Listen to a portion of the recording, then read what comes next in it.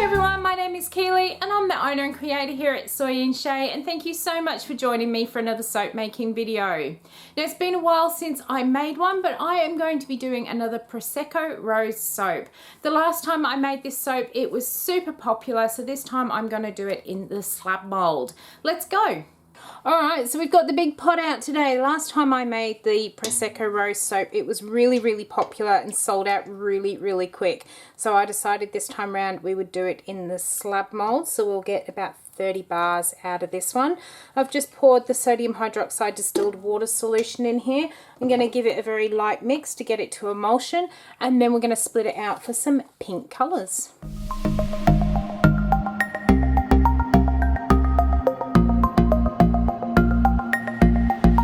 Alright, let's see if we can get these colours split out without making too much mess.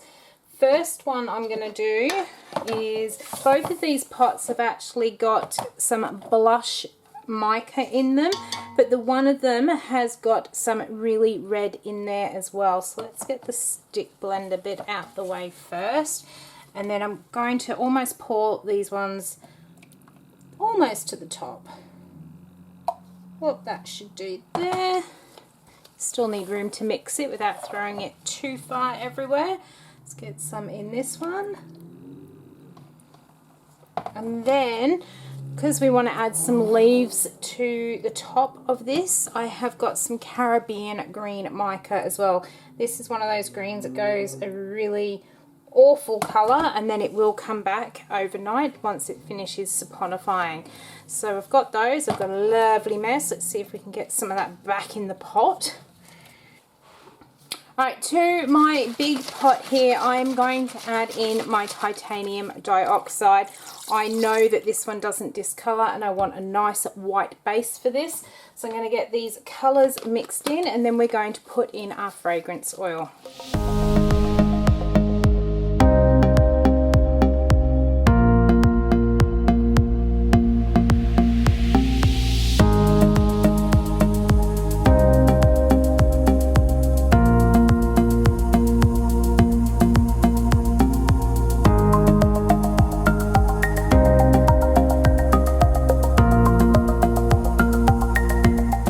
Getting this fragrance oil stirred in. I know it is a well-behaved fragrance oil.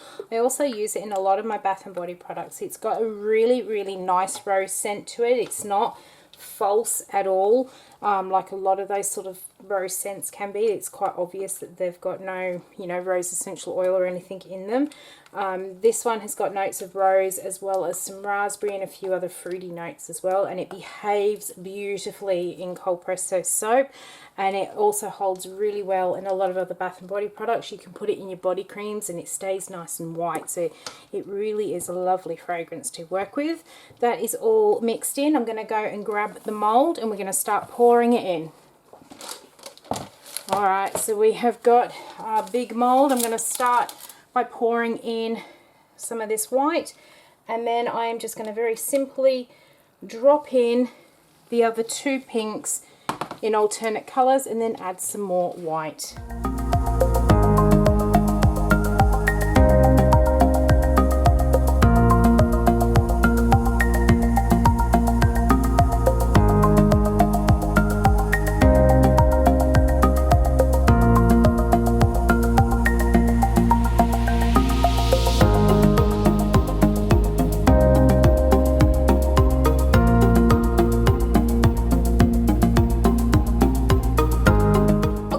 Time to put our roses onto the top of our soap now, and I'll leave a link up in the top right hand corner to show you how I made these. It was our behind the scenes video this week. Now I'm just going to randomly place these all over the top of the soap. Each soap will get just bits and pieces of these roses. So I'm just going to gently push them all in, and then I have got some of that green soap left over, so we can do some piping of leaves. Let's get these in here.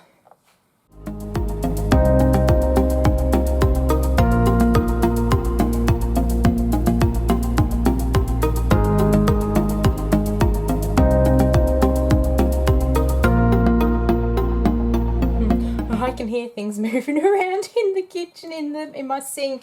I am filming this at night time. I've just found that today, in fact all this week, it has been so noisy in the street because people are staying home doing the right thing, but they're choosing to do things like trimming the hedges. The neighbour down the back from us, he's about to start making or building a garaport, so he's had all trucks here today delivering stuff, and it was just getting to the point where I couldn't do any of the filming, so I'm doing this at night time.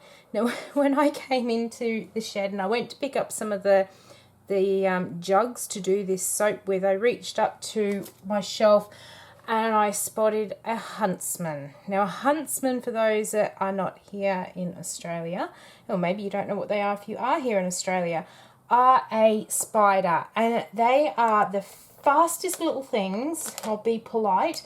They are the fastest little things, and I absolutely detest huntsmen. And this was only a baby, and he was probably about 5 centimeters on his leg span, from leg to leg. If you follow me on Instagram, you would have seen that I would have posted a picture of it saying I need a new studio. Just before I get started on this is a Wilton tip 67, and it is one of the leaf tips here. Yeah, so I spotted this huntsman sitting up the top there, and I've kind of like, oh, I need a new studio. So I took a picture of this huntsman and sent it to hubby, and I said, the shed may or may not be here when you get home tonight, because he knows I'm absolutely terrified of spiders. I know some people are going to go, oh, but that's just irrational. I'm sorry, but there is no such thing as an irrational fear. Everyone's fears are personal, and for me, I have had some horrific experiences with spiders in my life, and huntsmans are the ones that always seem to be the ones that cause me the most grief, which is why I detest them so much. Things like going in the car to the shops with my mum when I was still a teenager, and she flicked her hand. She was, you know, something surprised her, so she flicked her hand, and okay, we're almost at the shops, and then just as we pulled in, I felt something on me, so I flicked whatever it was I could feel on me. And when we opened up the car doors and those lights came on, there was this giant huntsman sitting on the dashboard of the car. And when I say giant, we're talking sizes of side plates here, guys. Like, these huntsmen do get really big.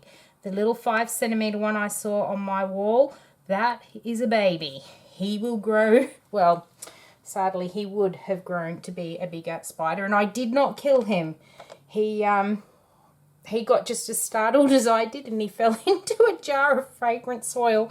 Well, spiders apparently don't like fragrance oil, so he is no longer, sadly, but anyway, back to that story. So there's this massive huntsman sitting on the dashboard. It was like, that's what you flicked at me while we were driving along. And it's not the first time I've had a huntsman in the car, and it is a very scary thing when a huntsman comes running out at you and you're driving a car down the highway. And it's not just huntsmen for me that have bothered me. When I lived out in Ayers Rock, or Uluru, I got home from work one night and I pulled my pajamas from out of my bed. So they were underneath the bed covers, and I pulled my pajamas out and I put them on, and then I felt something crawling up inside my pajamas. I pulled that top off, and up sitting on my shoulder blade sort of thing was this giant hairy looking spider.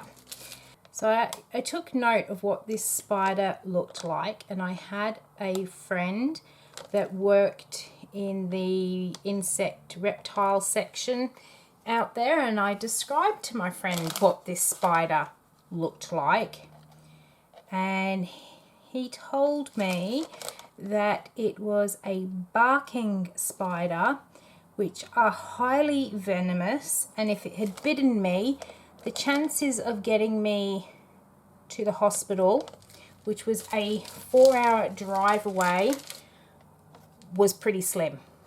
So that pretty much put my fear of spiders into perspective. I hate them. I don't trust them. I like to know where they are at all times. I usually ask my husband to get rid of them if they've come in the house. I'm okay with them if they're out in the garden. That is their place, but you do not come into my house without being invited, especially if you're a spider. So yeah, that is my sort of thing on spiders. Right, so I've just swapped out that piping tip because must have been something actually stuck in it and the leaves just were not piping out for me. So now we've got exactly the same tip in here, but obviously nothing actually stuck in there. So I'm actually getting the leaves coming out of here a lot better. So back to my little spider stories. So yeah, I have got this fear of them because I've had some pretty horrific sort of things with them, and you know, there's been times I have been woken up at night time after feeling something fall on me and then finding a spider sitting on the bed. It is like, oh, I can't deal with that. And for those of you that don't know, Australia pretty much has most of the venomous animals in the world here. I was told when we first moved to Australia, if it moves, it bites, and if it bites, it kills you. Well, pretty much everything here in Australia moves. So I'm very, very wary of spiders to this day. But while I'm doing this, I could hear things moving over in my sink. I'll show you that in a bit as well. I could hear things moving around in there. It's like, oh, please don't be another spider. I can't deal with that. I think I'll just stick to my daytime soaping instead when I know exactly what is around the place. But that is enough stories about spiders, because I know there'll be other people out there who just cannot stand to hear about spiders either. So I'm going to keep piping these leaves on here, and then we'll come back when this is all done.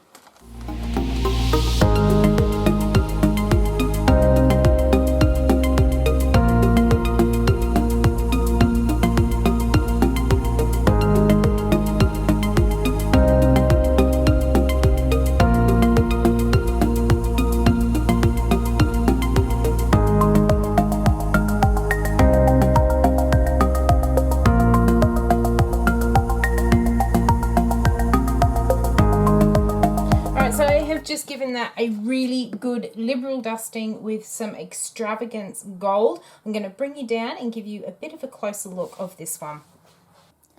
Alright, so here is Prosecco Rose up close. I am absolutely loving how this has come together. I really like that colour green as a leaf for roses, but I do know that overnight this is going to brighten up. So I'm going to leave this one sit here overnight, and then we'll come back and we'll cut it up into some logs and then into the bars. But for now, what I'm going to do, as promised, I'll show you my big mess. This is what I need to clean up. We have had a huge soaping marathon today.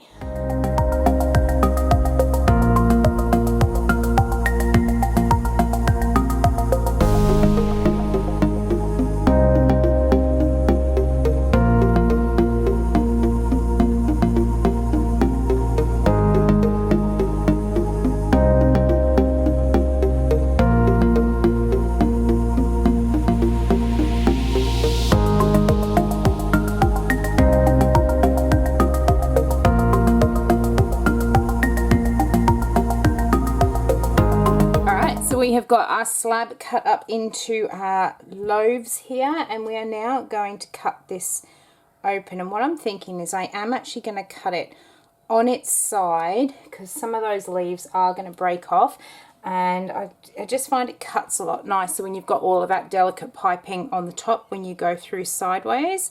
So off we go. It is smelling so good. This Prosecco Rose always behaves well in soap, smells great as well, and it really does last in the bar for a long time. My mother-in-law has a bar, the original bar that I did of this soap, and it still smells really good. Alright, so let's take a look. I've just noticed that the swirl on the side of this bit here looks like a bird flying through. Let's take a look at these two from off the end, and that is our swirl on the inside. I love how delicate the end bar is with just those wisps of colour, and I really love how that has actually swirled together there. And that is the top. You just get glimpses of that little rose garden there. Let's move along and see what else we've got in this one. Whoop. That's it, they've come apart. And I am absolutely loving how delicate that swirl is in these ones. There is a very, very subtle difference between the two red shades there, but I am absolutely loving how that has come together, and it smells so clean and fresh. The tops are really delicate as well. Let's grab the next two here. Oops, some of those leaves are coming off, but that's okay, we've still got plenty on there. Okay, all these little swirls across the bottom there. It looks like there's some stitching in my soap holding it all together. Oh, I love the top of that one with those two full roses on there. So each of these bars, not only are the swirls going to be completely unique and different, they're also going to have very different tops. Oh, I can see we're getting a much deeper swirl as we're moving along the bar of soap. Must have been able to get a little bit more colour poured in these bits. There's the top of those two. Alright, so we'll grab one of these other ones and we'll take a look at what we've got in here as well. We'll get all that lined up. Actually, I don't like the end of that one, so I'm going to shuffle it along to this end. That one's just a little bit more bumpier where the paper wasn't quite flat. So we'll just go through like so, and that end piece will actually become a sample which will go out in somebody's order. Let's cut all the way through. Alright, so let's start down this end again here. We've got much more intense red colour in these pieces. I really like how that's come together. It looks like there's a stem with lots of leaves coming off the side of it. Really, really interesting. And you can really see the difference between those two red colours. And again, you've got those little bits of rose on the top to tie it all together. So I hope you have enjoyed watching how I made my Prosecco Rose soap. If you did, why not leave me a thumbs up and any comments down below. And until the next video, I hope you stay safe and I will see you then. Bye.